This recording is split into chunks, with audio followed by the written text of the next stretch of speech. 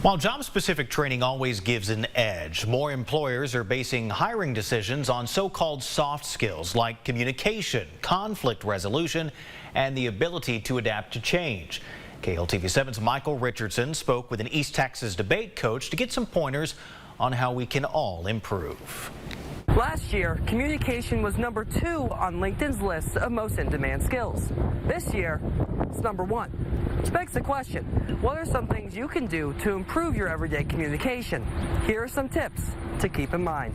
To learn more about everyday communication advice, I spoke with the head of UT Tyler's debate program, Dr. Joseph Provencher. While in a job interview or speaking with a friend about a personal subject, one can get nervous. Provencher says that is okay. The thing when you feel nervousness, anxiety, communication, apprehension, these sorts of things, is to accept and validate that. Okay, I'm nervous about this because I care. I want to come off well. I want to do good in this job interview. In 2020, Harvard University put out a list of key public speaking skills. Among them, know your audience, watch for feedback and adapt to it, and let your personality shine through. Being easy to understand is another skill to keep in mind. Try to keep things really simple. You always want to be able to kind of zoom out to a few key features that you can always kind of come back to. Raising your voice to get your point across often has the opposite effect. Nobody's really been convinced by somebody shouting louder at them.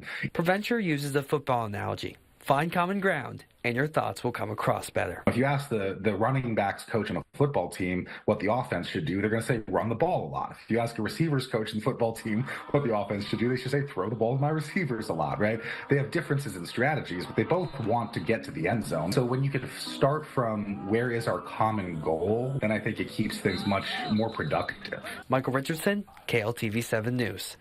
And the doctor also says body language can play a key role in communication, and he says it can make one appear confrontational or friendly.